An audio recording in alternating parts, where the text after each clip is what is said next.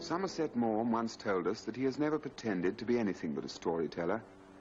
It has amused him to tell stories, and he's told a great many. Now, those of us who helped to make these three into a film are happy once again to pay tribute to a great writer. Here he is to introduce Trio. Well, ladies and gentlemen, if you see me facing you once again in this unaccustomed role for me, you only have yourselves to blame. If you hadn't liked the 4 stories we showed you in quartet, we shouldn't have been encouraged to show you 3 more. Of course, we know it's a risk to try to repeat success, and we have to leave it to you to judge if we've been well advised or not.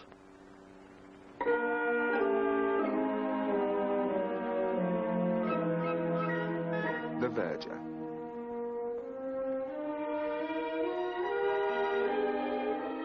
On an afternoon in May 1924, there was to be a christening at St. Peter's, Neville Square, a church much favored by the fashionable for these ceremonies.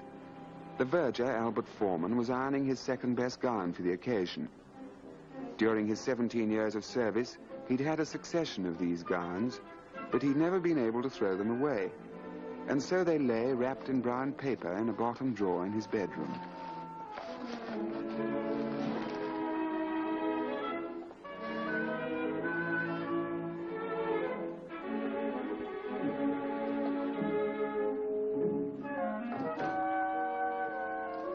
I thought you was going to clear out that drawer this morning, Mr. Foreman. So I was. Well, how much longer are you going to keep putting it off? I don't know. I just haven't got the heart to get rid of them somehow. What you can possibly want with a lot of old gowns cluttering up the place for beats me. All right, I'll do it tomorrow. You better had if you don't want to see them turned into dusters. Back by 6, won't you? Can't say. With old Ferguson, you always knew where you were. 35 minutes to the dot. But with this new chap, anything might happen. I'll have your tea for you at 6 anyway. Right you are, Mrs. Brown.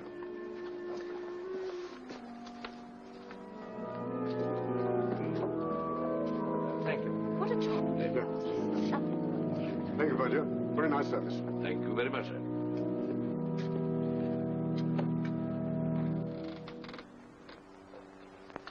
Five bob.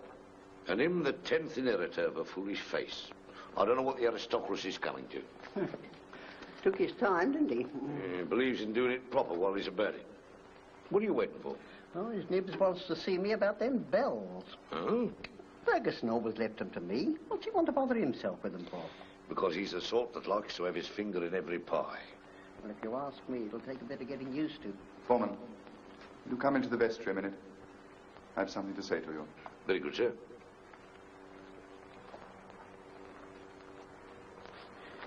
Very nice christening, I thought, sir. Funny how the baby stopped crying the moment you took him. I've noticed they very often do. After all, I've had a good deal of practice with them.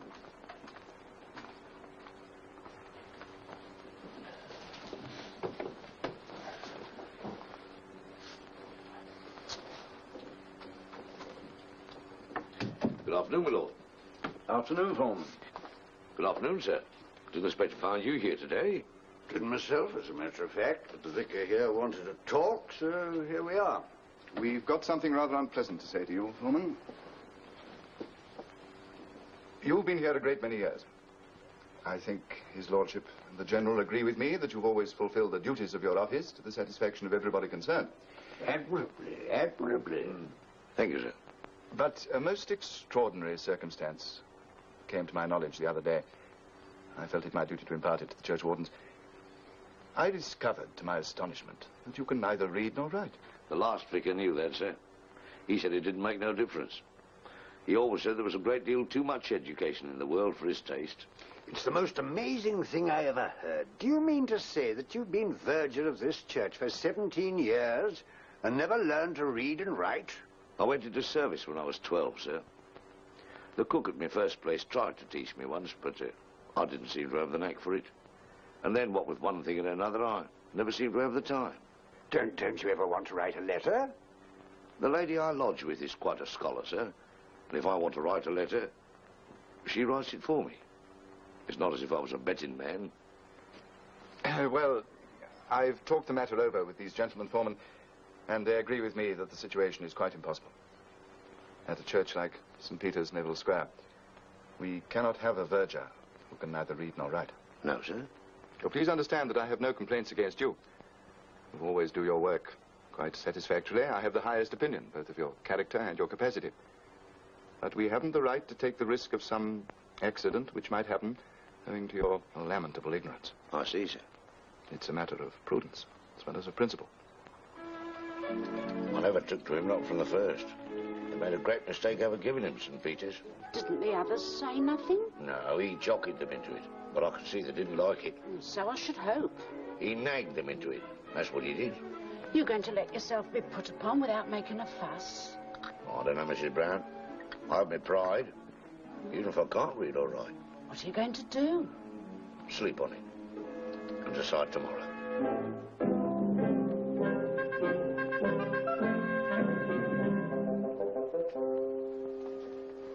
Good afternoon, Foreman. Good afternoon, sir. I have some good news for you. I met Mrs. Fitzwilliam just now. She'll have the new altar cloth ready by Friday. About time, too, sir. She's been promising it ever since Christmas. Well, now we shall have it ready for Easter. We must be thankful for small mercies. Yes, sir.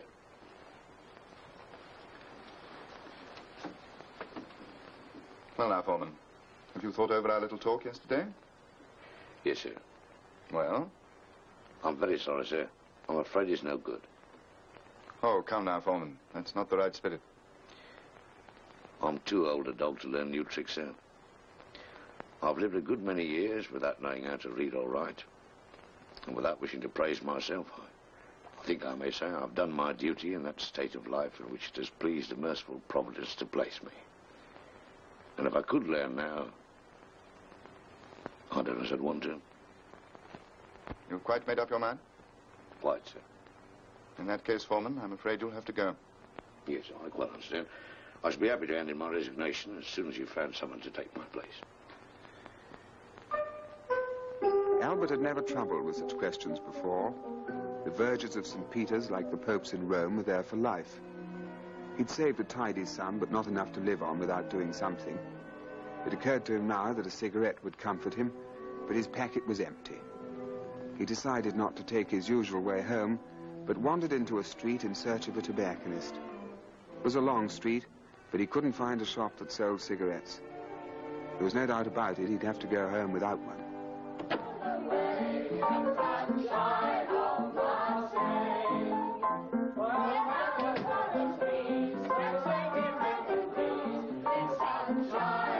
What's going on?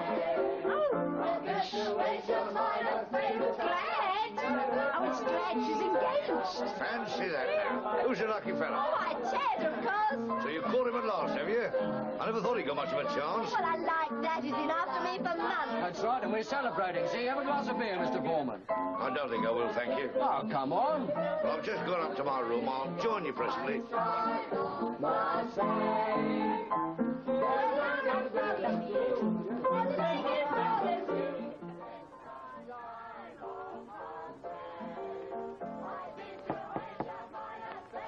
Come in.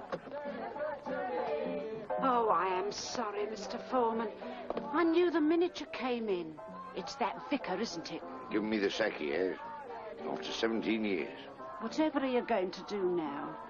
I don't know exactly. I've got a sort of an idea on the way home. A funny thing happened. I wanted a packet of fags, and I had to walk over half a mile before I found a tobacconist. What's so funny about that? Well, I can't be the only chap who's walked along them streets and wants a fag. I shouldn't wonder but what a fellow might do very well somewhere around there.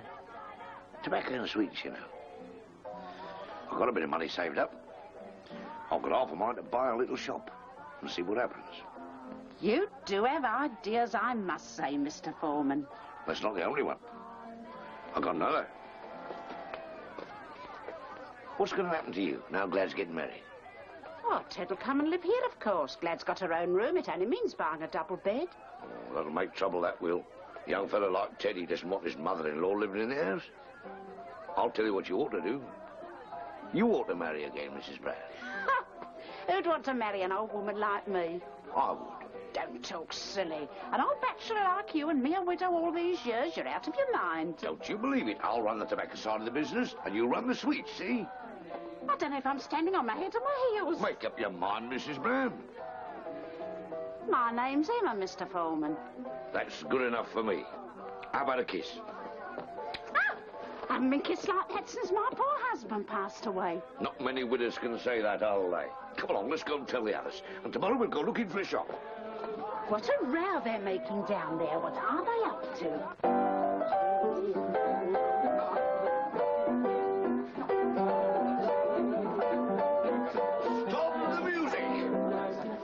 Got an announcement to make. I've offered my hand and heart to Mrs. Brown. And what did Mrs. Brown say? She said, OK.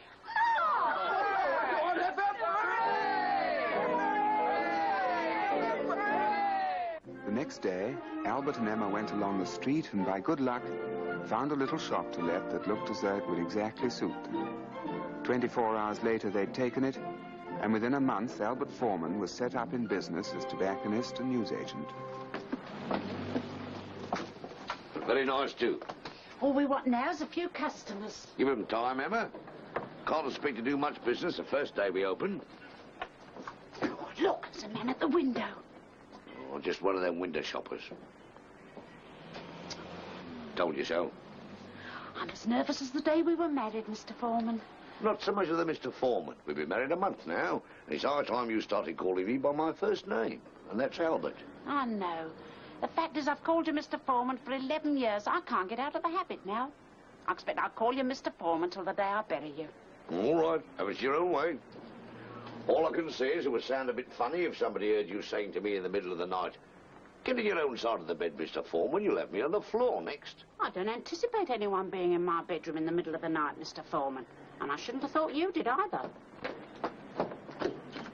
Penny for suckers, please. Got a penny? Of course I have. Emma, get a penny with the suckers for the gentleman.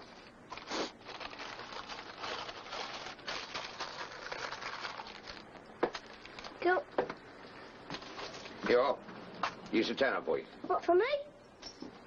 What for? For nothing, because you're our first customer. Now run along and tell all your friends. Well, that's a nice way to make money, I must say. Give us that penny. You think this is just a penny, don't you? Well, it isn't. Where's the hammer? Whatever are you going to do now? I've got to nail this penny to the counter. And when we've made our first 1,000, I shall have it mounted for you to wear as a brooch. And I thought I was marrying a quiet, respectable man.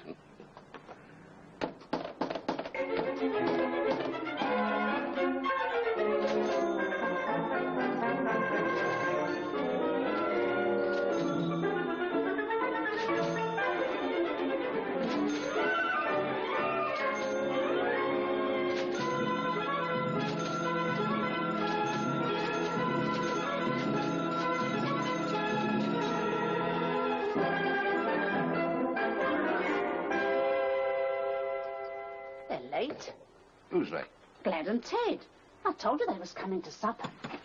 That's them. I'll go and open the door. Hello, Glad. Come on in, Ted. Hello, dear.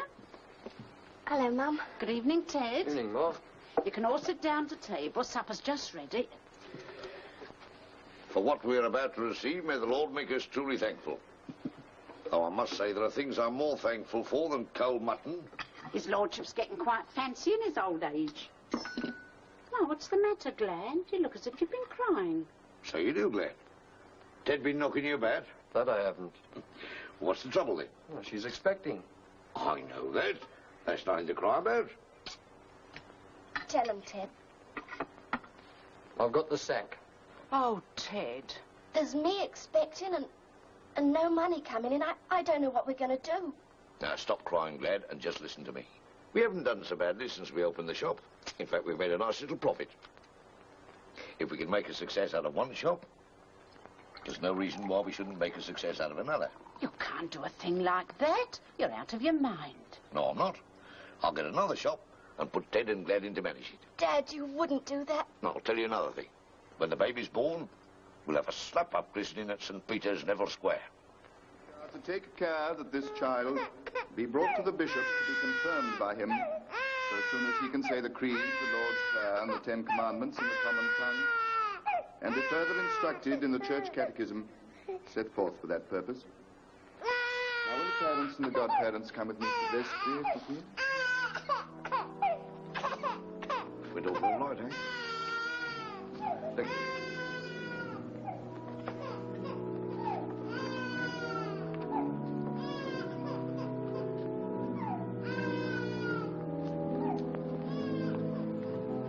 It is Foreman, isn't it? Yes, sir. I thought it must be. I hardly recognized you. When I do a thing, I like to do it in style, sir. Getting on all right? Are you? I'm not complaining, sir. Seeing as how this is an occasion, sir, I thought perhaps you wouldn't mind if I was to give something for the poor and needy of this parish. Of course I wouldn't mind. Thank you, sir.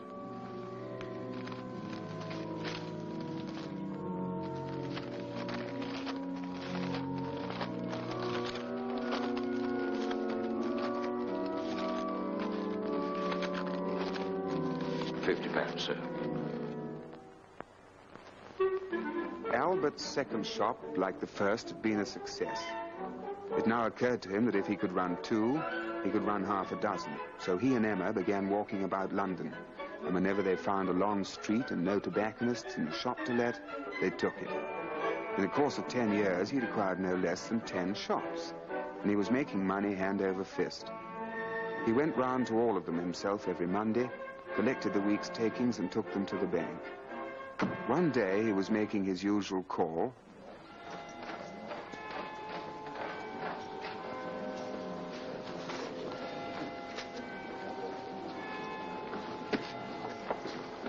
Good morning, Mr. Foreman.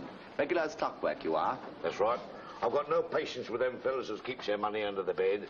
Asking for trouble, I'll call it. The manager would like to see you before you go. He asked me to let him know when you looked in. Well, what's the matter? Nothing wrong, is there? No, no, of course not. He only wants a word or two with you, that's all. Well, banks do go bust, don't they? Not this one, Mr. Foreman. I think he's free now. I'll just go and see.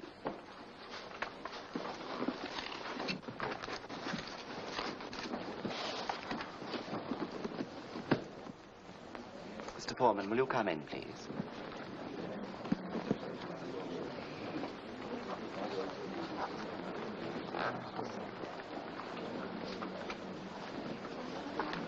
Good morning, Mr. Foreman. I was expecting you. Regular as clockwork, aren't you? That's what the fellow outside said. Won't you sit down? Thank you, sir. You have a cigarette?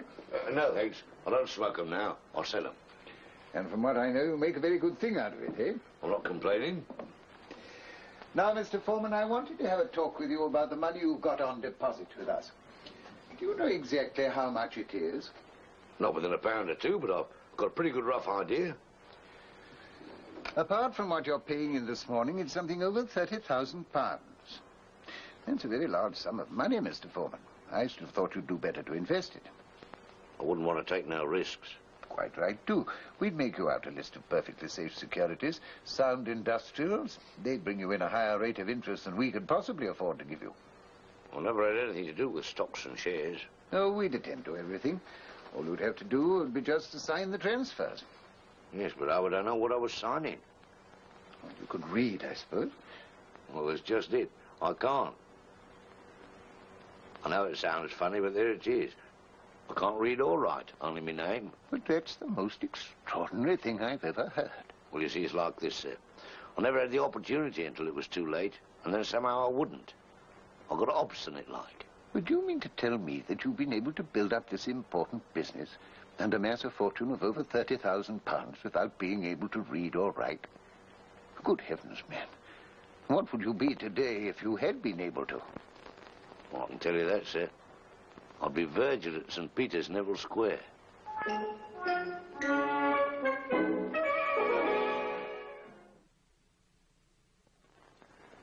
Mr. Noel, I believe, is a story of my own invention. But I shouldn't like to have to go into the witness box in a court of law and take my oath on it. I think I might venture to make a use of a phrase of Dr. Johnson's and say that if a story is good, it's unlikely to be new, and if it's new, it's unlikely to be good.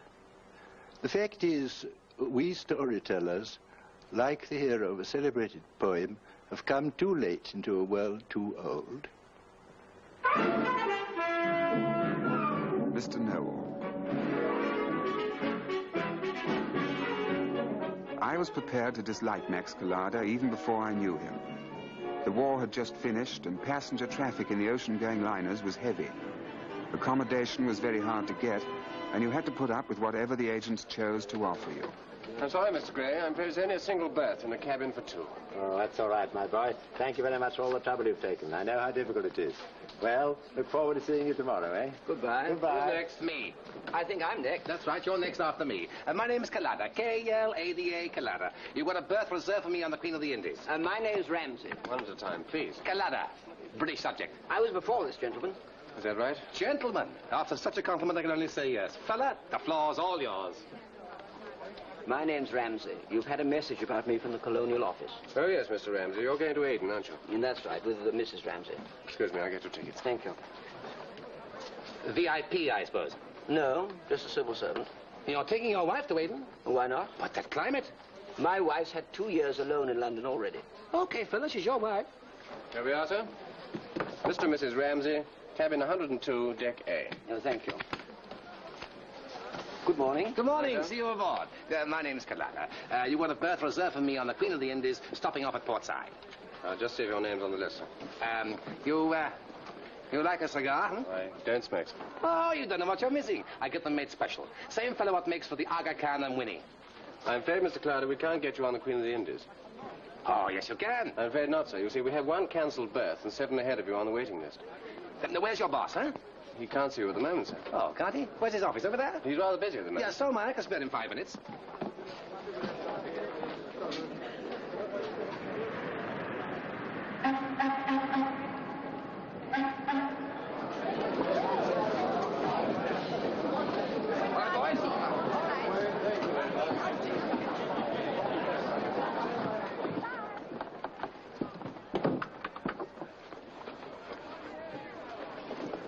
You look after me.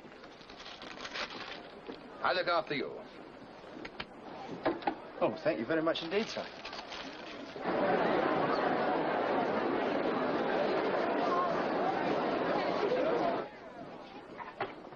Who am I sharing with, Stuart? Mr. Collada, sir. Oh, foreigner, eh? No, sir. English. At least that's what it says he is.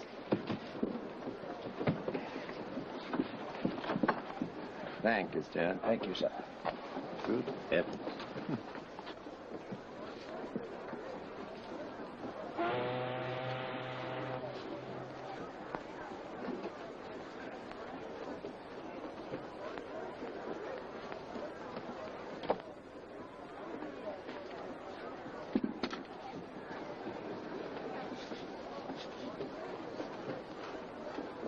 Will all visitors please leave the ship? The gangways are about to be lowered.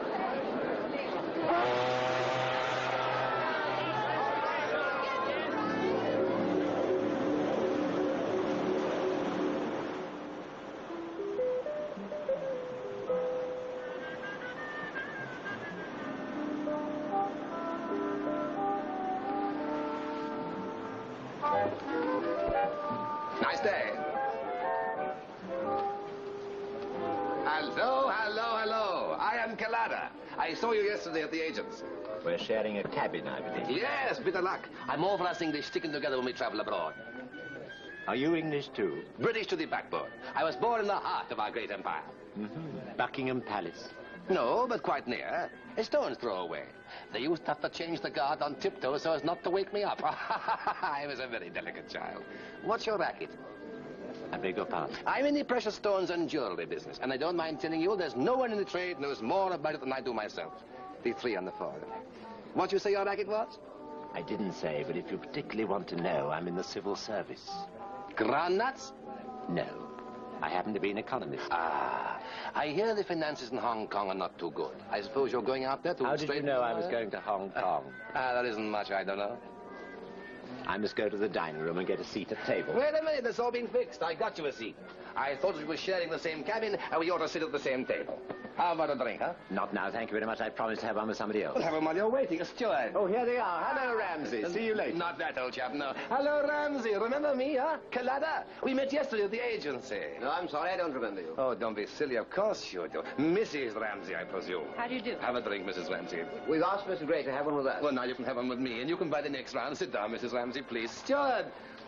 We have a long trip ahead of us, and the sooner we get to know each other, the better. How you like the ship, Mrs. Ramsey? Could be worse, eh? It seems to be quite comfortable. Not a bad crowd on board for this time of the year, huh? Well, we haven't really met anybody yet. If there's anyone here you want to meet, just let me know and I'll fix it up in a jiffy. I don't think we need trouble you. You're going to Aden, aren't you? I don't think you like. It's very hot. I know it very well. There's very little Mr. Kalada doesn't know well. That's right. Steward.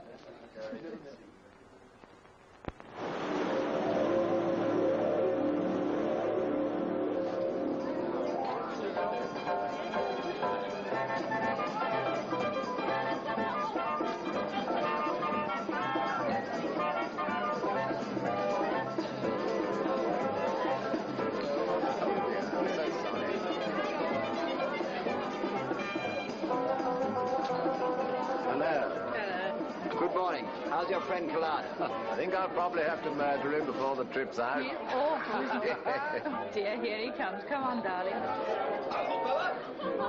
Rounding up. Having a breath of fresh air. I got your ticket for the day's sweep. You don't really want one, you know. Oh, must be a sport. You never know. Besides, you might win. I want a couple of bucks from you for the sport. A couple of what? Oh, 10 shillings. I got it all organized. Would you believe it? They didn't want to have a fancy dress ball, but I soon talked them into it. Oh, Bewley, I have got you down for the ship's concert. Oh, yes, but I shall have to try my songs out with the piano. Of course. He's a singer. Can you play the piano? Matter of fact, I can a bit. Well, will you play for him? No. Oh, but England expects every man on board will do his duty. Yes. I'm going to do card tricks. You know there's nothing I dislike more than card tricks. Oh, wait till you see mine. I can make a pack of cards, do anything I want. As a matter of fact, I had to give up gambling. It wasn't fair on the other players. I know too much about cards. Mr. Know-All, eh? It's funny how that name's got around. But I ask you, what sort of a trip would it be without me, huh? You certainly are the life and soul of the party. I know I am. I'm not conceited, but I'm the most popular man on this ship, and I can't help knowing it. How about the snifter before lunch, huh? Very well. Here's your couple of bucks. Oh, thank you. Steward.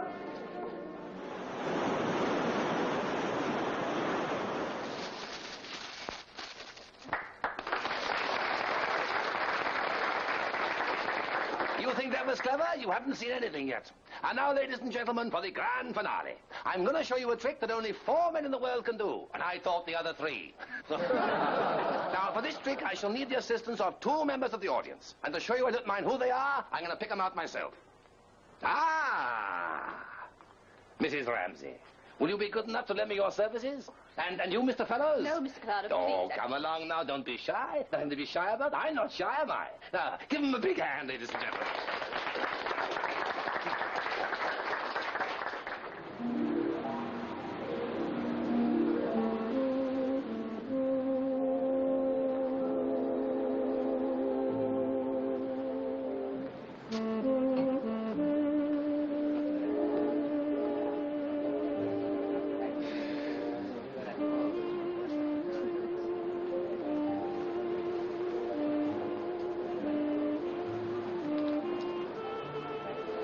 I wondered where you went. It's so hot in there, I thought I'd come out here for a breath of fresh air. Me too. Let's go to the boat deck, huh? Why? Well, it's cooler up there. It's quiet. We can have a little talk. I'm quite happy down here, thank you. That's a nice stone you got in that ring. Yes, it's my engagement ring. Oh, let me see it. Oh, well, it wouldn't interest you. It's a star sapphire, but I happen to be rather fond of it. I got some very pretty sapphires in my cabin. You like to see them? Well, I'm afraid they wouldn't interest me. How do you know till you see them? I got a star sapphire I think you like. Well, I haven't any money to spend on things I don't want, Mr. Collada. Oh, I don't want you to buy it. If you like, I give it you.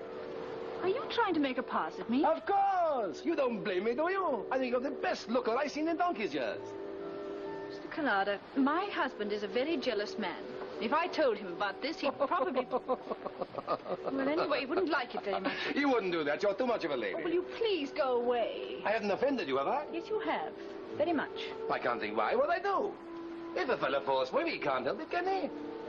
After all, it's very flattering for a fella to fall for you. You can't deny that. Depends on the fella. I suppose I'm just not your type. Oh, well, you can't blame me for trying, can you? But most people I like me liking. Yes, I suppose you do have your triumphs. There's no accounting for taste. No ill feeling.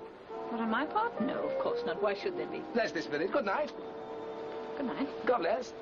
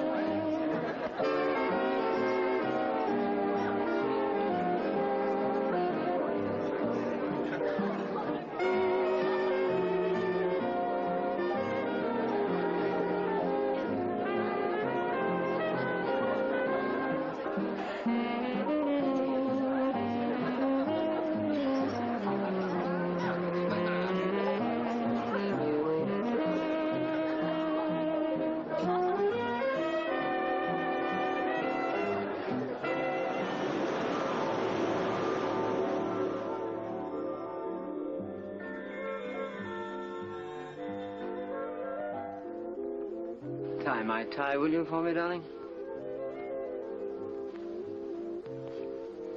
Stand still, silly. Can't help it. It's so wonderful to have you again after 2 whole years away from you. During which time I expect you were consistently unfaithful to me. I was not. You're the only girl in the world for me. And well, you know it. You do know it, don't you? Yes, of course. There you are. I shall be ready in a minute. You did miss me sometimes, didn't you? Yes, of course, all the time. It was hell for me. I was terrified you'd meet somebody you liked better. If I had, what would you have done? Killed him. And you. Oh, dear, I'd better watch my step, hadn't I? Certainly had.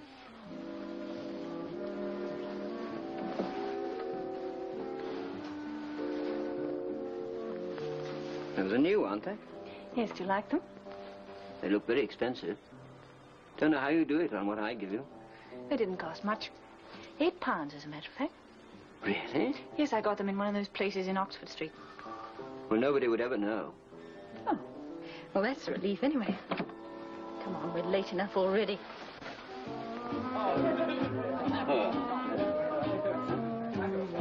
Great. I got one, thank you very much. Good luck. Good luck. Mr. and Mrs. Ramsey. Ah, glad to see you. You know everybody, don't you? Hello. Do sit down. Hello, Ramsey. What do you have? I'd like a dry martini, please. Me too. What time do you expect the dock, Captain? 11 in the morning. There's nothing much to see, but if you want to go ashore, there'll be plenty of time. We shan't sail till 5. As a matter of fact, Mr. and Mrs. Ramsey and myself were thinking of having lunch at the Grand. Then Collada asked us to join him. We couldn't think how to get out of it, so I think we've decided to stay on board, haven't we? Yes. Of course, he's landing, isn't he? I imagine you won't be sorry to be rid of him. I certainly shan't. Cigarette? Yeah, thank you. Huh? Thank you. Do you know, he's got his good points. Those prizes for the fancy dress dance he bought himself. Uh-huh. Chief steward says they must have cost a packet. Oh, he's generous enough. You have to fight him to let you pay for a drink. And yet he's managed to make himself the most unpopular man in this ship. He really is terrible, and you know you can't snub him. No, you could kick him out of the house, slam the door in his face, and it would never occur to him that he wasn't welcome. I suppose as he's leaving tomorrow, I really should have asked him into cocktails this evening. But I simply couldn't bring myself to. He is quite impossible. Mr. Collada. Hello there! Not barging in, am I? But that fool of a steward didn't give me your invitation. Cigar? Thank you, I'm smoking. Glad to see you. What do you have? Scotch and soda. I always stick to the liquor of my native heath. Hello? Hello? Hello? Anyone? Please. So you're leaving us tomorrow, Mr. Collado. Best of friends must part, you know. I'm going to Cairo to look at a pearl necklace that one of these pasha fellas may be willing to sell, providing he gets a good price. Aren't you afraid that these cultured pearls will put you fellows out of business? They'll never do that. They'll never affect the market for real ones. As a matter of fact, I'm going to Japan to look into this cultured pearl racket. They're darn clever, these Japs. They tell me not even an expert can distinguish between real and cultured. That's what they always tell you. An expert can tell at once, and I'm an expert. You believe in blowing your own trumpet, don't you? What else is a trumpet for? I'm in the trade, and what I don't know about pearls isn't worth knowing.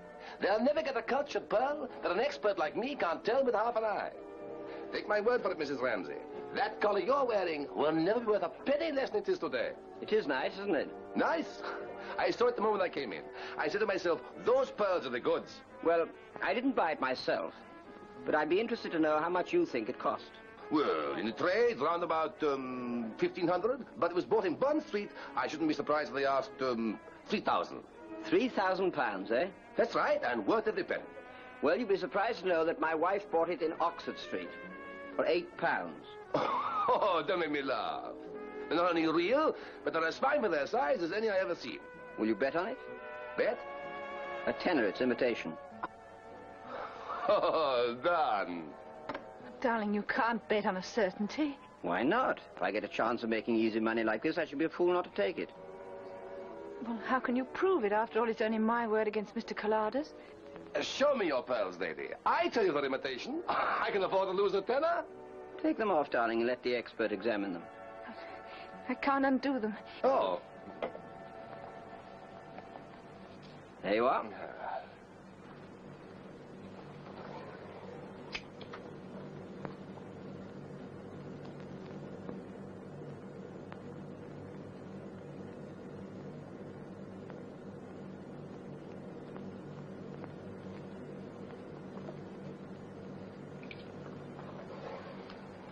I was mistaken.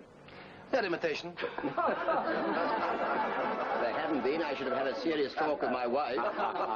Perhaps that will teach you not to be so cocksure another time, Mr. Know-all. Never mind. We all make mistakes.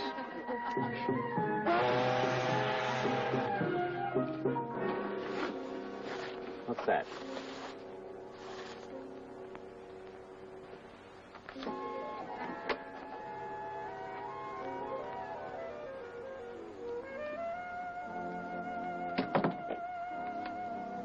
It's for you. For me?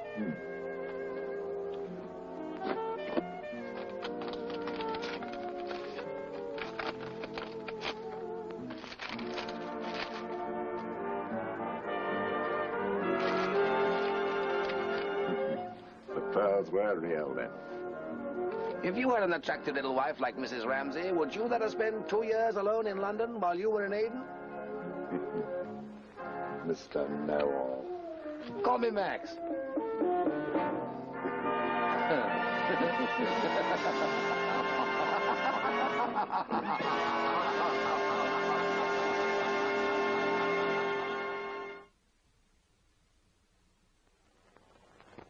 The Sanatorium is a story founded on my own experiences. And if you like to take the character of Ashenden as a flattering portrait of the old party who stands before you, you're at perfect liberty to do so. Sanatorium.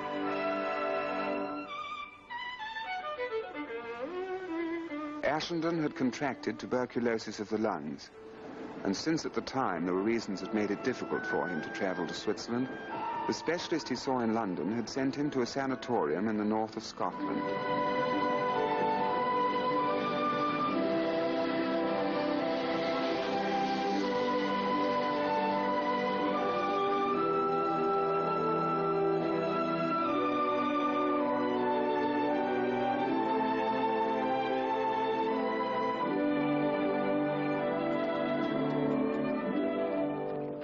Is this the first time you've been here, sir? Yes. I thought I hadn't seen you before. You say that as though most of them come back again. Oh, there's quite a few that don't. Scotland's a grand place. Got the best climate in the world. And this is the best climate in Scotland.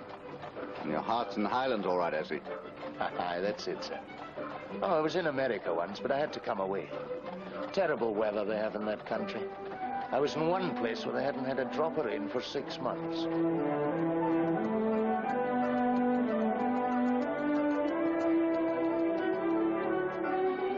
That's it, sir. Up there on the hill yonder, behind the firs. Oh, yes, big place. Ah, it's a real house, all right.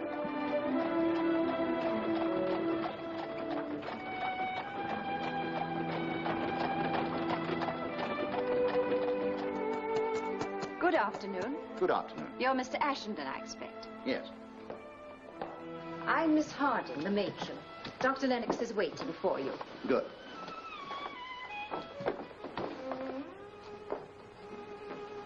This way, Mr. Ashenden.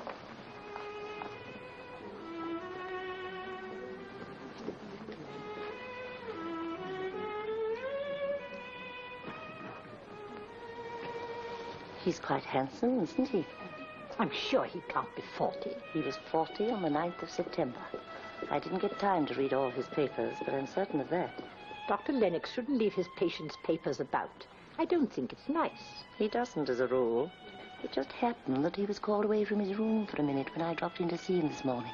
And there were Mr. Ashenden's papers spread out on his desk. The X-ray photos and everything. And what was your impression of his lungs? I think it's only his left one. But I didn't have my proper glasses. Excellent. Excellent. Some of the best I've seen. My lungs? No. This second batch of X-rays. I was asked Mayhart who did them. First rate. Dr. Lennox, I don't know your methods here, but there are one or two things I'd like to ask you. Far away. What are my chances? And don't be gentle with me. I won't. There's no need to be. You're taking it in good time. You mean you can do something about it? We can't guarantee anything, of course. It depends so much on yourself. But if you cooperate and do as we tell you, there's no reason why you shouldn't be completely cured. Well, how long will it take? Oh, impossible to say. It might be 6 months, might be a year. Every case is different. If you'd asked me, I should have said he was sound as a bell. He didn't look like an ordinary consumptive. Oh, but he isn't. It isn't hereditary. His grandfather died of heart at 83. And his father had a rhomboid. A rhomboid? Yes. But a rhomboid's a thing they use in drawing lessons. Well, that's what his father died of. Unless it was my wrong glasses. I'll show you to your room. You'd better go to bed right away. Go to bed? But I haven't had a day in bed since I had measles when I was 9. Well, now you're going to make up for it by having 6 weeks. 6 weeks? Not a day less. Well, what am I supposed to do all day? Eat, sleep, and read. Is that all? Isn't it enough? Well, I shall want a lot more books. Oh, we've a grand wee library here. I'll get you a few to be going on with. That's very good of you. Not a bit. I once read a story of yours that changed my whole life. Who's that playing? Oh, that'll be Mr. Campbell. He's your next-door neighbour. So I hear. Don't you like music? In moderation? They do say Mr. Campbell only plays to annoy Mr. McLeod up above in number 26. apparently he succeeds. Oh, they're a pair, those two. But you get used to them. We all have. There. Kitty, bye.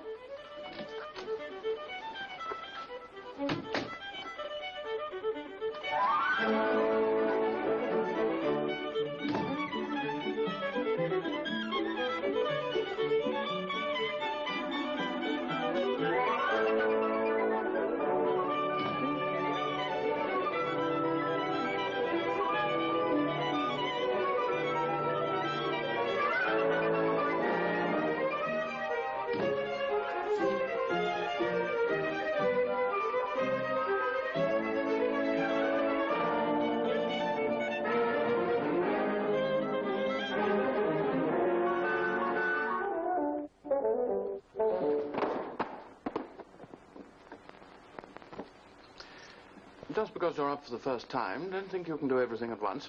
Take it easy for a day or two, and don't exert yourself. Not even for a walk? No, not even for a walk. I'll tell you when you can attempt that. You can go as far as the veranda, but that's all. Come along now. And meet your fellow prisoners. You'll find them much the same as anyone else, except for a bit more light and darkness in them, if you know what I mean. In what way? Well, the illness seems to bring out the best or worst in people. Sharpens the edges of their strength and weakness. Take those two playing chess, for instance. They're our oldest inhabitants. The one on the right's MacLeod. He's been here 17 years. The other one's Campbell. He's been here over 16. They hate each other like poison. Fight like dog and cat. But they're never out of each other's sight. I don't think they could live without one another. Before you make the next move, I'd like to introduce Mr. Ashenden. He's down for the first time today. Mr. MacLeod, Mr. Campbell. How do you do? Always glad to see a new face. I've been looking at that one for 16 years. Well, don't let me disturb your game. Oh, that's all right. I've got him beaten anyway. In a couple of moves, I'll... Check. What are you talking about? I said check. Where did that bishop come from? Here. It wasn't there 10 seconds ago when I looked away. Are you accusing me of cheating? Yes.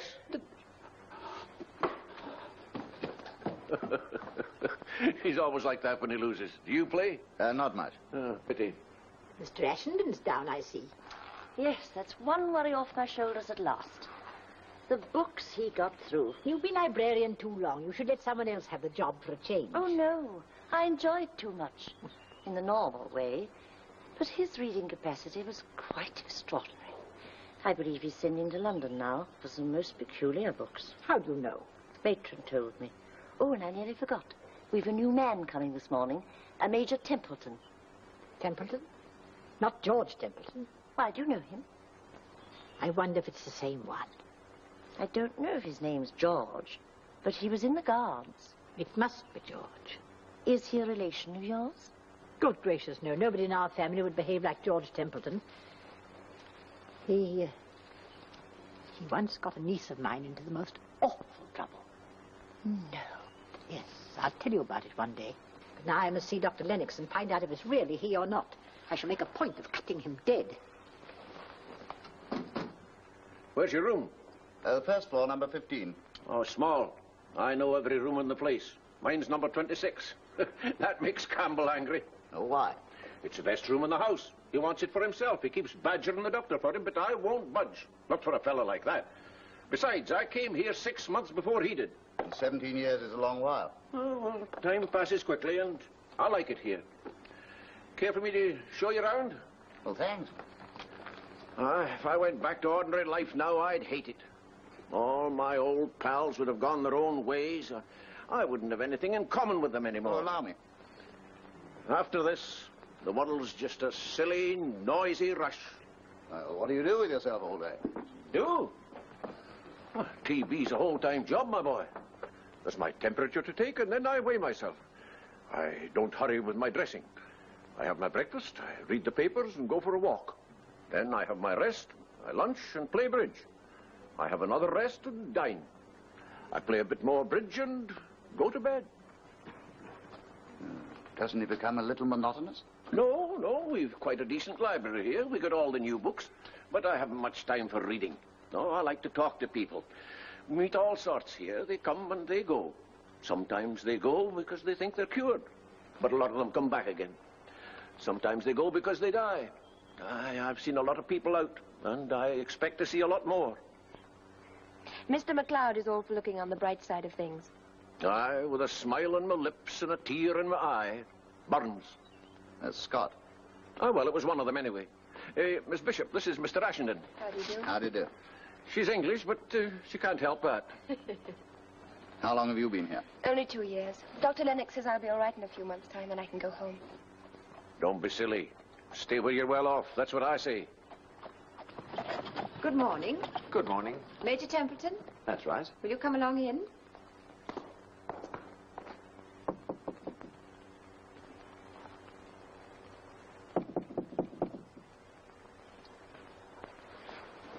Oh, Dr. Lennox, I've been looking for you everywhere. Something wrong? Well, I'm not sure till I've asked you something. Something private. Perhaps you'd better come inside. Thank you. Please don't think me inquisitive, Won't Doctor. you sit down? No, thank you. But I really must know if the Major Templeton expected today is George Templeton. Yes, I think so. Why? But he's the most disreputable man. He's a rake and a libertine. He was correspondent in my poor niece's divorce case, and he wouldn't marry her. They wouldn't have been happy, of course, but they would have been respectable. I really don't think you ought to let him come here. Mrs. Whitbread, Major Templeton's morals are no concern of mine or of anyone else's in this sanatorium. As long as he is under this roof, he is my patient, and I shall do my utmost to bring him back to health. Come in. Major Templeton, Doctor. Ah, come in.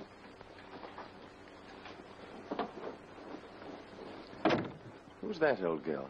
I seem to know the face. She's one of our patients. Well, sit down. Thank you.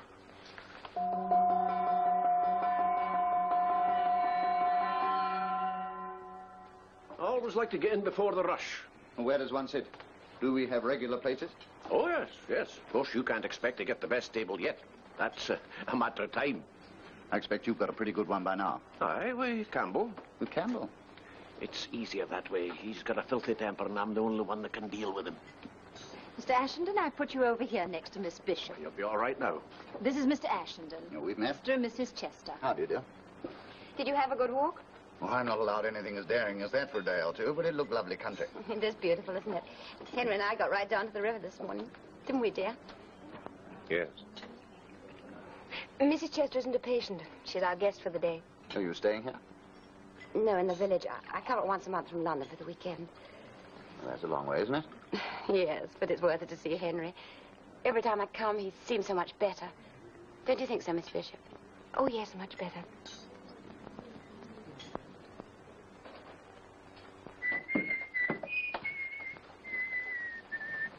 Hello. You're Templeton, aren't you? That's right. I'm pleased to meet you. I'm Campbell. Do you like music? Yes, very much. Good. There's not many here do. Would you care to hear me play a little? I don't pretend to be a great artist, but I'm not bad, really. I promised Lennox I'd be ready for him at 3 o'clock. Oh, that's all right. I'll find you. Come on. Sit down, will you? In that chair. Thanks. I'll play you a wee piece of my own composition, but go directly at Verger, won't you?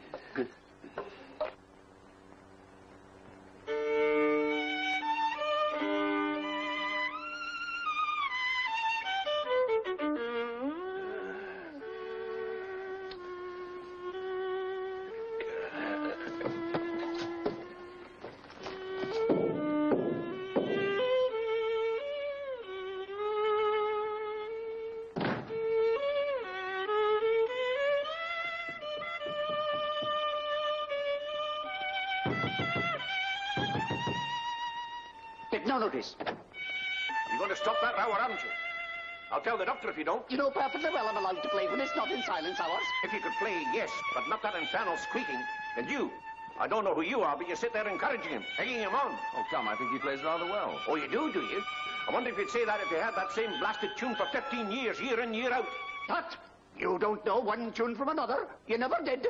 If you don't like it, you can lump it. Or change your room. You see, that's why he does it. He's trying to drive me out of my room because it's the best in the place and he wants it for himself. Ah, there you are, Major Templeton. I wondered where you'd got to. Dr. Lennox is waiting for you. Coming, matron.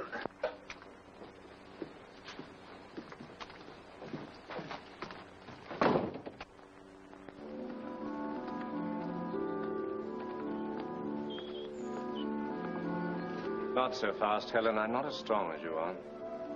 Sorry, dear. Would you like to rest a bit? We've got all day. You've got all your life. For the present, dear, we've only got the weekend.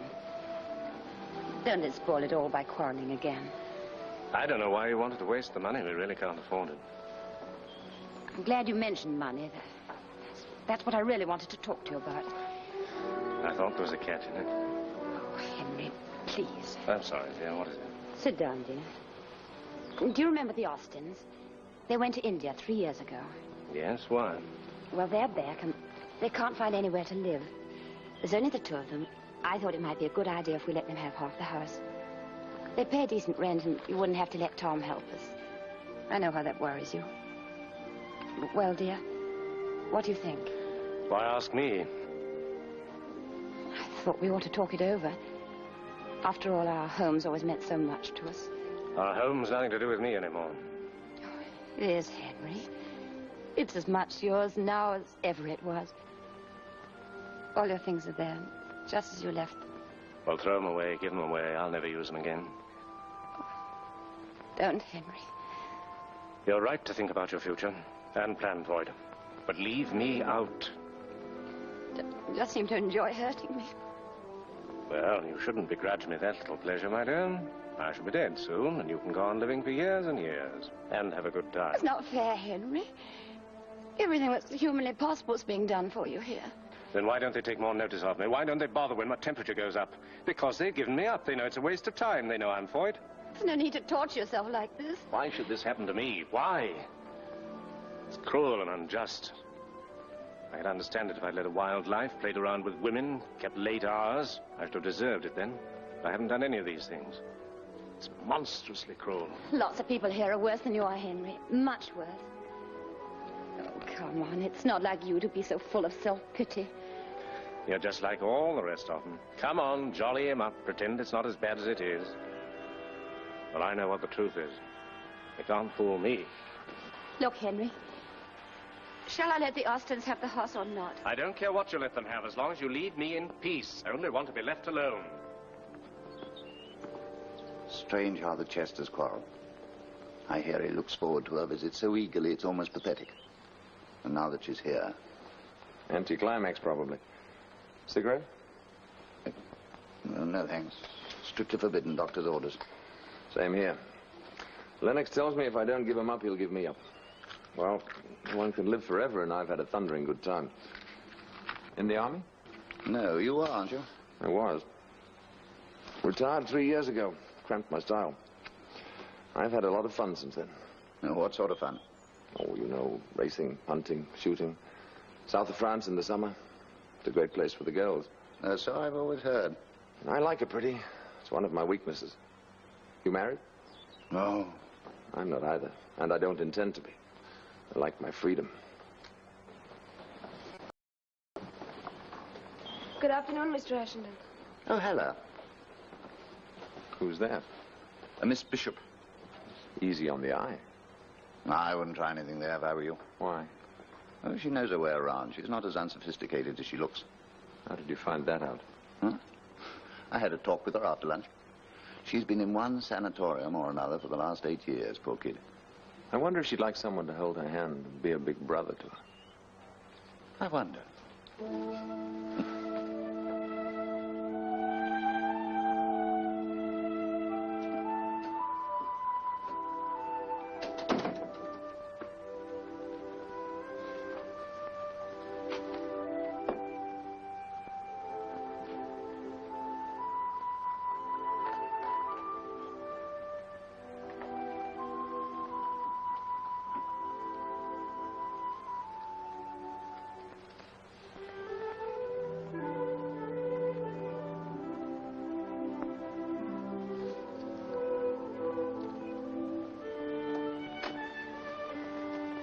Mr. Ashenden. Oh, yes, matron? 7 o'clock, bedtime. Oh, so early? So late, you mean. You should have been in bed at 7, not just going. By the way, has anybody seen Major Templeton? He went to the library about half an hour ago. I haven't seen him since. Thank you. What would you advise me to read? I don't know what your tastes are. What about Jane Austen? Oh, I've never heard of her. Hasn't your education been rather neglected? Dreadfully. What about undertaking it? Well, I can think of much better ways of occupying my time. Such as? Minding my own business, for instance. There's a Sherlock Holmes. Why don't you take that? Putting an end to the conversation? That could be the idea. 7 o'clock, Major Templeton. And what of it? Your bedtime. Bedtime? But I'm in the middle of a most intriguing conversation with Miss Bishop. Maybe, but we can't have you burning the candle at both ends. Come along now. Oh, all right. Look, I'm to be allowed out for my first stroll in the morning. Will you come with me? Well, I'm not very strong yet. Well, if you put it like that, I don't quite see how I could refuse. There's a kind lady.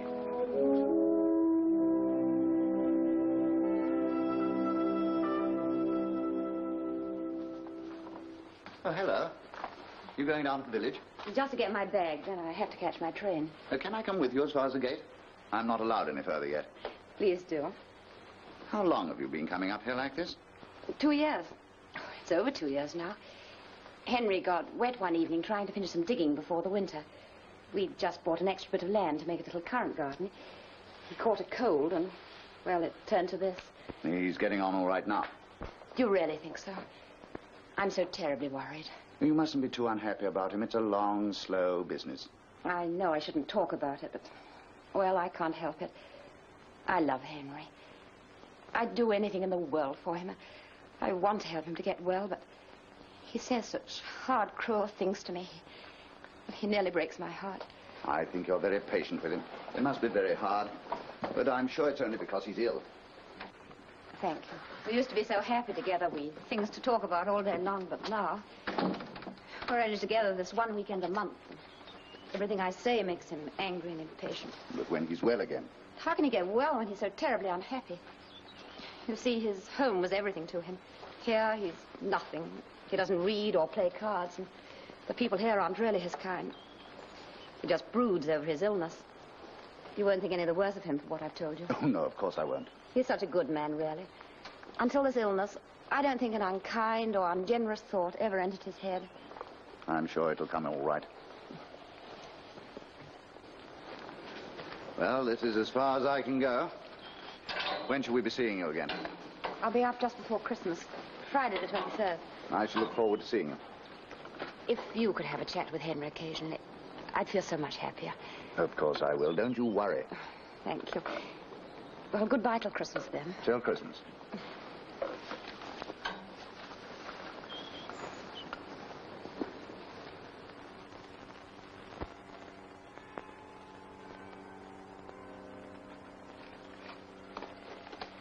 I'm sorry Mrs. Hammond won't be here to see this. She was always so keen on a tree. Still, it's good to know she'll enjoy it in her own home this time. Yes. Oh, hello, Mr. Ashenden. Hello. I hear you had quite a long time with the doctor today. Nothing bad, I hope. Oh, no. Just my monthly checkup, that's all. Satisfactory? Quite. If all goes well, I shall be out of here by the spring. We shall be sorry to lose you, Mr. Ashenden. We were only saying just now, the sanatorium isn't nearly what it used to be. It's gone down most dreadfully. Oh, really? In what way? Well, there was a time when Dr. Lennox would ask people to leave directly he saw certain things beginning to happen. Why he should turn the blind eye on this present case, goodness knows. Nobody minds a little innocent flirtation when it is innocent. When they're nice young people who are going to get well. If you mean Miss Bishop and Major Templeton, I don't think there's anything to worry about. I happen to know a little more about Major Templeton than most people do. Did you know he was practically thrown out of the army for carrying on with the colonel's wife? Really? He took my poor niece to Goodwood, lost £100 on one race, and then borrowed £50 from her to tip the taxi driver. He's a terrible man. He's not fit to be in a sanatorium at all. And the way he's carrying on with that poor, innocent Miss Bishop, it's horrible. You know, the more I look at you, the more I like you. You're a very pretty girl. Thank you. I suppose a lot of fellows have told you that. A certain number, but it hasn't got them any further. That's not very encouraging. It wasn't meant to be. You know, I've been in and out of sanatoriums for the past 8 years, and I've developed quite a technique for dealing with predatory males. Oh, and you think I'm a predatory male? You have all the earmarks. You're frank, if nothing else. The chances are that we shall be here for a good long time. And I think it just as well we come to an understanding right away. Flirting bores me. All right. There's no reason why we shouldn't be good friends, is there? None? You don't dislike me? Not positively. I improve on acquaintanceship. That, of course, remains to be seen. And you don't mind if I say I like you very much? I can't imagine why. You know, I've never met anyone like you. Would it be inquisitive if I asked how many women you've said that to? Dozens. That's better. You know, I think we're going to get on very well together. And that's the first kind word you've said to me. I think you're bad. Thoroughly bad. A lot of women rather like that in a man. Which is rather attractive. I wouldn't deny that for a moment. I suppose you wouldn't let me kiss you. I can't think of anything I'd like less. Oh.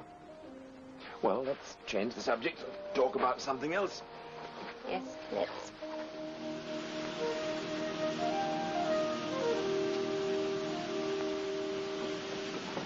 Hello. Happy Christmas. Mr. Ashington, are you meeting somebody? I'm meeting you. Me? My husband always comes. He isn't worse. No, he's all right. He's just a little tired. He's waiting on the seat at the bottom of the park. Let me take your bag. Thank you. He gave me quite a turn. It really is all right. Oh, yes, he's all right. It's just his last bit that tries him. Can I take your basket? No, I'll carry it. Thank What have you got there? you. Something he'll like. Bottled blackcurrant from the bushes he planted himself. Sounds delicious. Yes, in the sample some. I was very worried when I was doing them. I tried out a different kind of jar with a new cap. It was the most successful bottling I've ever had. Henry would be so pleased. I'm sure he will. All right, coachman.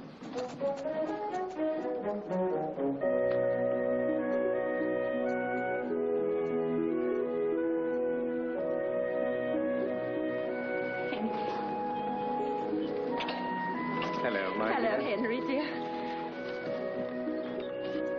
Was it a nice journey? Lovely. Quite the best I've had. I got a corner seat all the way. How are you, dear? You look much better. Doesn't he, Mr. Ashington? Oh, he's all right. I'll take that. Yes, you might as well have it now as later.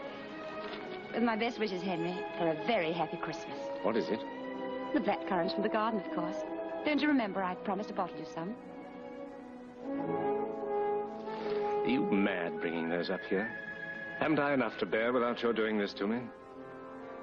I'm sorry, Henry. What have I ever done to you to make you come torturing and tormenting me? I'm sorry, dear. I didn't think. You didn't think. This time you did think.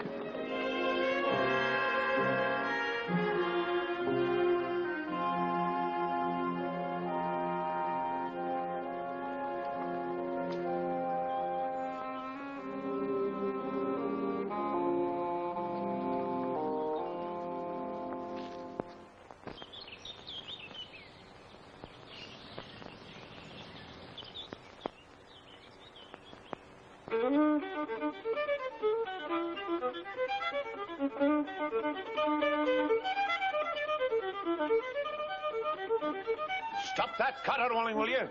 I can't hear myself think.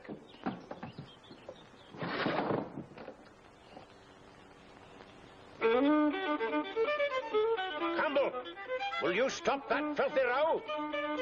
Do you hear me? Stop it!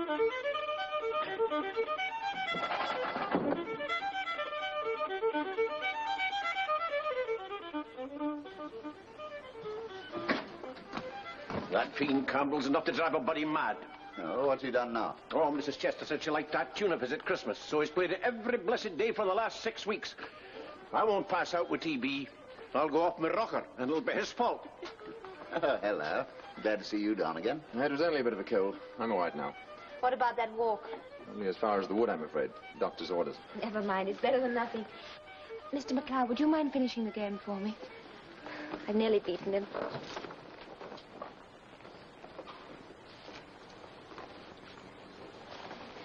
I wonder if there is anything between these two. They do say he was a bit of a devil with the girls before he got ill. I think that little girl can take care of herself. You never can tell. I've seen some rum things in my day. She'd been awful fool to get stuck on him. She's got a chance of getting well. Oh, hasn't he? No. When I look at a fella, I make up my mind at once whether he'll get well or whether he won't. If he won't, I can make a pretty shrewd guess how long he'll last. I'd give Templeton about 2 years. Oh, you needn't worry. You'll be all right. I wouldn't have mentioned it if I hadn't been perfectly sure of that. I don't want Lennox to hoof me out for scaring his patients.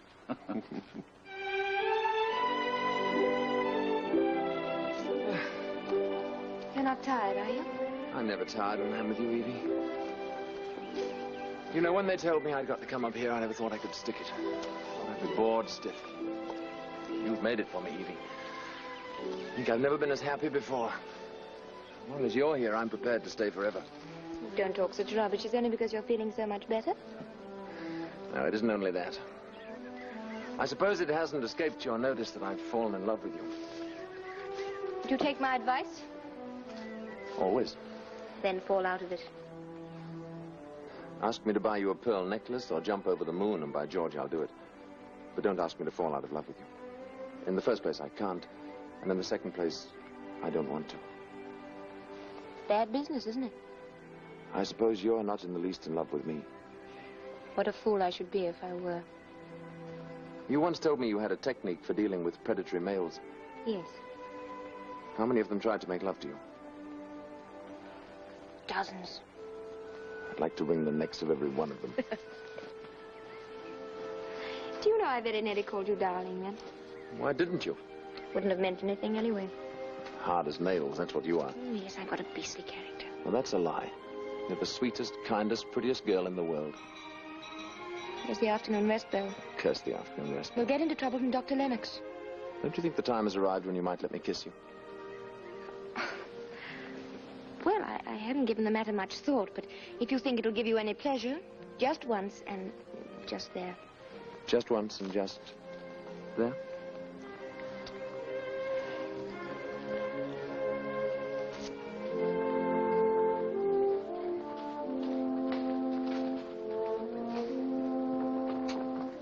Hello there. Good afternoon.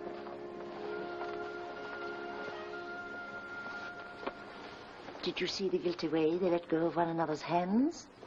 And her hair all ruffled up? Might have been the wind. There isn't any wind.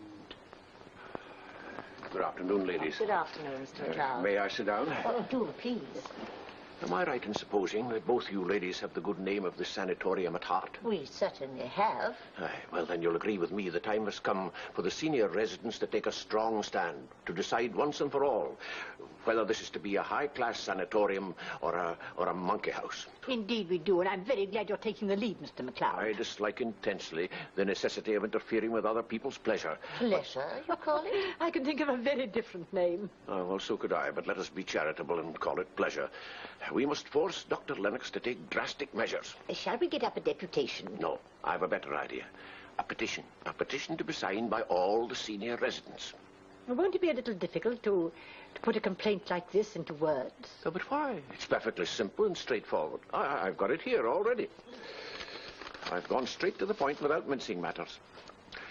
We, the undersigned, being resident patients of long standing in your sanatorium, hereby demand that you shall forthwith restrain Gordon Percival Campbell from slowly driving us mad by the incessant playing of his violin. We further demand that if he is caught playing within a radius of 1 mile of this sanatorium, he shall be requested to leave immediately. There. Now, if you two ladies will just sign it, eh? But, what has Mr. Campbell's violin got to do with it? Do with it? Well, that is it. But we thought you were talking about Miss Bishop and Major Templeton. But why should I? They don't play violins. But you must have noticed the disgraceful way they're carrying on. Well, what does that matter? It doesn't keep you awake. I wouldn't dream of interfering as long as they do it in silence.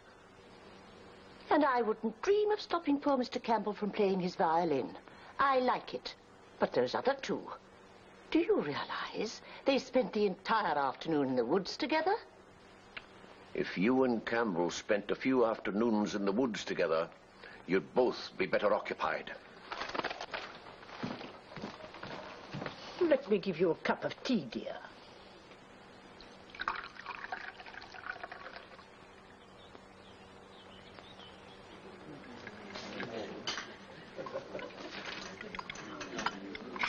21st tomorrow. I must remember to write to Mother. Why? Her birthday. Well, Mr. Chester, your wife will be coming up soon. That'll be something to look forward to. She's not coming this month. Oh, I am sorry. Why not? Dr. Lennox thinks it's better for me that she shouldn't. Say, that's a bit tough.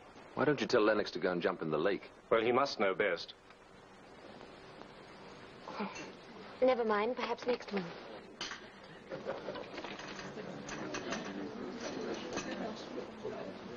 I'm terribly sorry. You'll miss her visits dreadfully. I asked Lennox to write until her nocturne. Oh, but why? Because I can't stick it anymore. I spend the whole month looking forward to her coming, and then when she's here, I hate her. Oh, come now. I do resent so awfully having this beastly disease when she's strong and well. It maddens me to see the pain in her eyes. What's it matter to her, really? I'm sure it matters a great deal. Well, they pretend to care, but they're jolly glad it's you and not them. Don't you think you'll make her unhappy by not letting her come? She'll have to put up with that. I've got enough with my own unhappiness without bothering with hers. Well, that's a bit hard on her, surely. It's all very well for you to be so unselfish. You're going to live. I'm going to die, and I don't want to die. Why should I? It's not fair.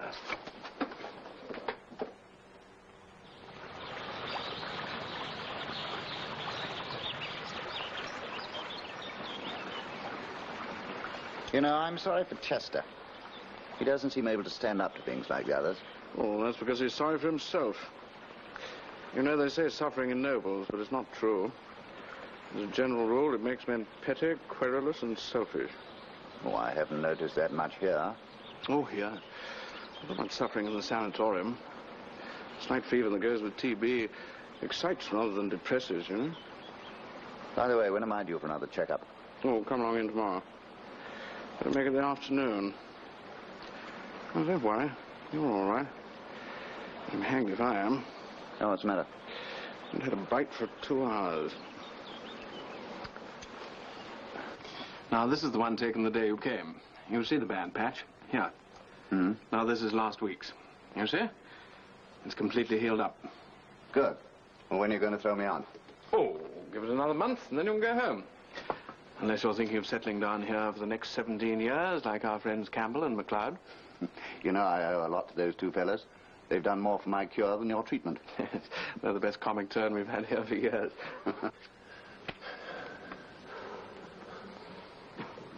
Come on, come on. Give me time to think. Think? You've been thinking all night if I'll let you. You know you've no more clubs. Leave it on the table. You played it. I've not played it till it's covered. You picked it up when you saw my king. It's my trick. It's game all, and MacLeod's called the Grand Slam doubled. Redoubled. I redoubled him. Don't get excited, MacLeod. Take it easy. Take it easy, you say. Take it easy. I've wanted a Grand Slam all my life, and now I've got it. A Grand Slam doubled and redoubled. Play that off on your blasted fiddle. You're a bad loser and a worse winner, but then, of course, you'll have a cloud. No, I don't mind your silly insults now. All my life I've wanted this, and thank heaven it's a Campbell I've done it on. All right, Templeton. I've got him. Give me a hand, Ashenden, will you?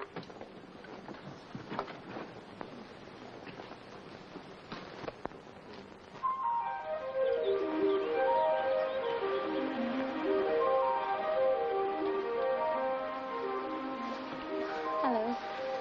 I've brought you a few flowers. That's sweet of you, but how on earth did you get them up here? I had them sent up from London. How very wrong and extravagant of you. They do smell sweet. Evie, would it surprise you if I asked you to marry me?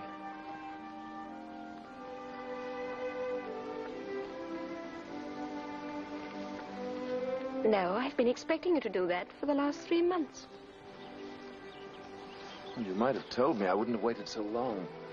Will you? Of course not. The idea is perfectly ridiculous. Why? Well, we're both patients in a sanatorium. We've come here to get well, not to get married. Does that mean you think I'm too great a crock? Of course not. I'm very much in love with you. I fell in love with you the first day I saw you. Do you remember the day you were so beastly to me? That clinched it. Why have you never been married before? That's an easy one. Because till I met you, I've never met anyone I wanted to marry. Oh, it's absurd. It would be perfect madness for a pair of crooks like us to get married. But?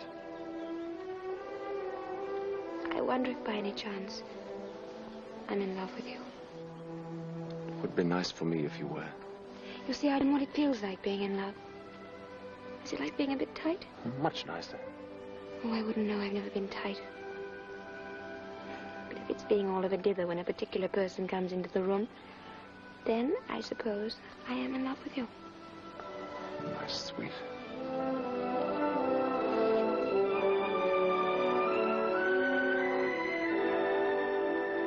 I've been so lonely all these years. Me too. Yeah, I was too much of a fool to know it.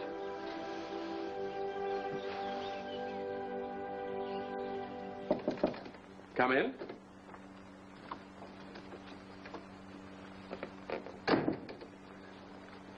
Oh, hello, Campbell. Oh, you don't look very happy. I'm not. Oh, what's the trouble? I thought all your worries were over. You've got MacLeod's room now? Aye. It was about that I wanted to see. I've been up there all the morning, but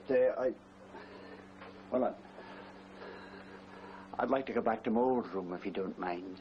Oh, good heavens, man. You pestered me for years to let you have MacLeod's room. You pestered me to get him out of it so that you could have it, and now, George, you come here saying you don't want it. I know. Dear, oh, dear. Look, Campbell, you are a funny chap. Why don't you ever play a violin now? I haven't heard you play it since MacLeod died. It's no fun anymore. I used to get a kick out of playing because it made the poor chap angry, but now nobody cares whether I play or not. Oh, I'll never play again. No nonsense. You used to say that you couldn't live if you didn't play.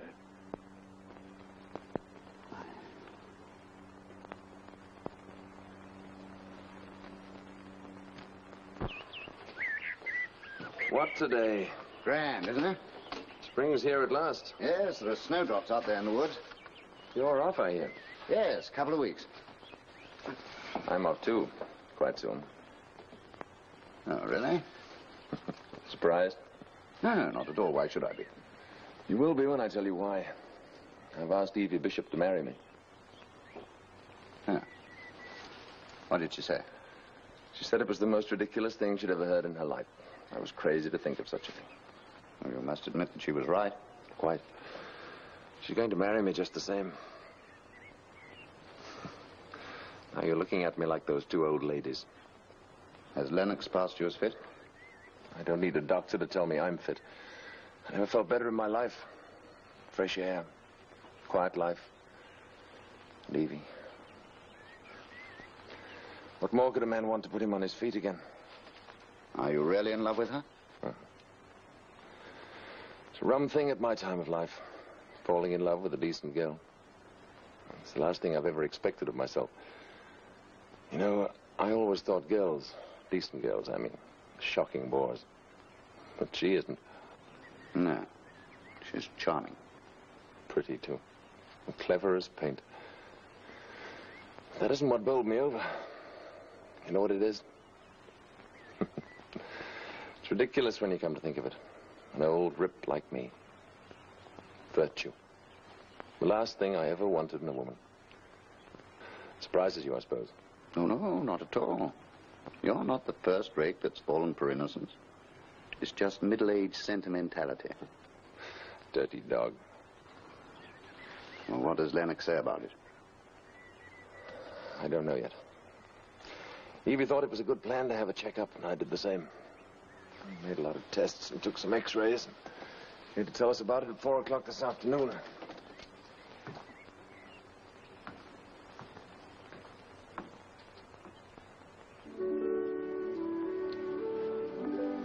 When are they seeing the doctor?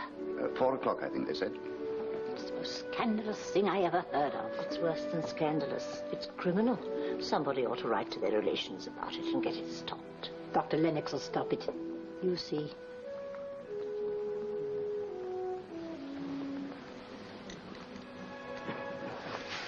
Put that away. Have some more tea. No, thank you. Yes, I will.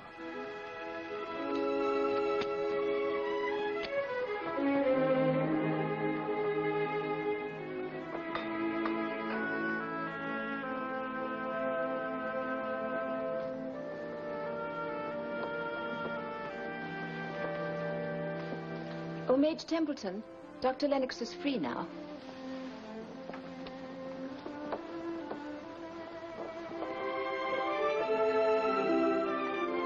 Good luck.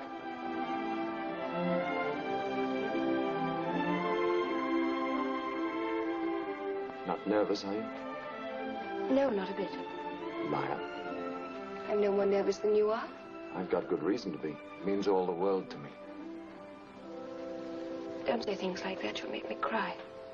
Hang it all, I can't help it if I'm so much in love with you I can't see straight.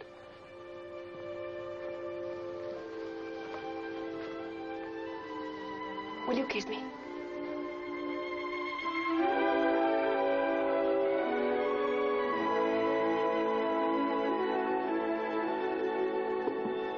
Come in.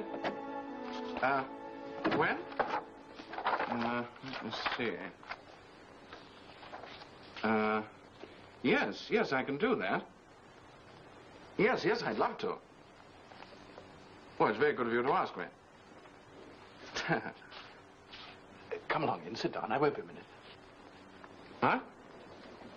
Oh, yes. I can easily get away for a couple of days. My assistant's first rate. Yes. I'm looking forward to it very much. All right. Goodbye. Chap I know has just asked me over for a couple of days fishing. He's got the best salmon in Scotland. Well, now, I've got the whole story here. Results of the tests, x-rays, and everything. Would you care for me to go over them in detail? No, there's no need for that. You understand them better than we do. All we want to know is whether we can get married. I'm afraid it would be very unwise. How unwise? Well, I'll tell you the facts, and then you must decide for yourselves. I don't think Miss Bishop will ever be strong enough to lead a normal life. But if she goes on living as she has done for the past 8 years... In the sanatorium? Yes. Then there's no reason why you shouldn't live comfortably. If not to a ripe old age, at least as long as any sensible person wants to live. The disease is quiescent. If you marry, if you attempt to lead an ordinary life, the infection might quite well flare up again. What the results of that might be, no one can foretell.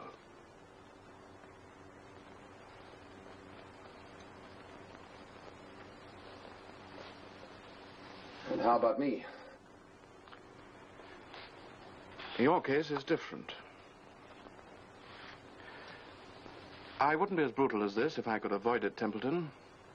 But since you've asked me, I must tell you. If you marry, you'll be dead in 6 months.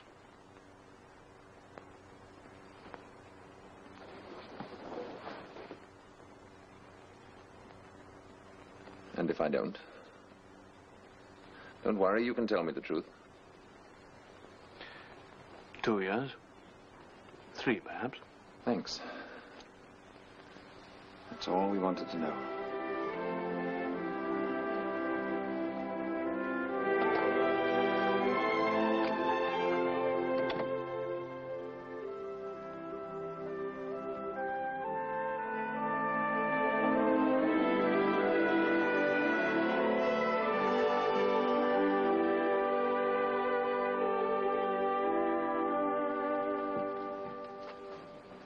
It's as I said, Dr. Lennox has stopped it. If he hadn't, they'd have come down and told us long ago. Poor things. I wonder where they are. They're in the little library upstairs. I went in for a book. They were alone, so of course I came right out and left them. Was she crying? No, she was smiling. Here they are.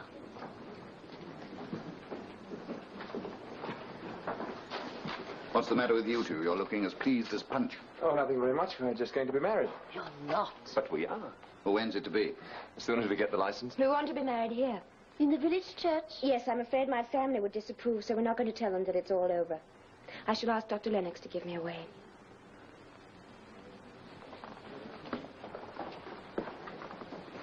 Mr. Chester, I would so much like your wife to come to the wedding. Do you think she would? Well, Do please ask her. It's kind of you to want her. I'll write today. Thank you.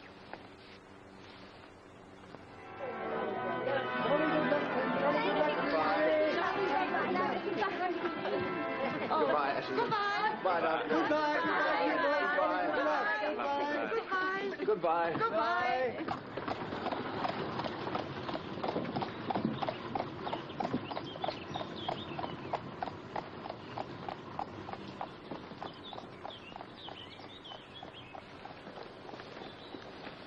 I've been unkind to you, my dear. I want you to forgive me. I knew you didn't mean it. But I did mean it. I wanted you to suffer because I was suffering.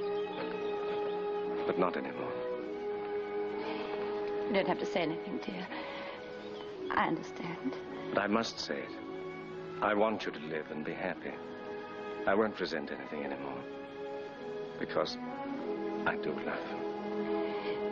Oh, Henry.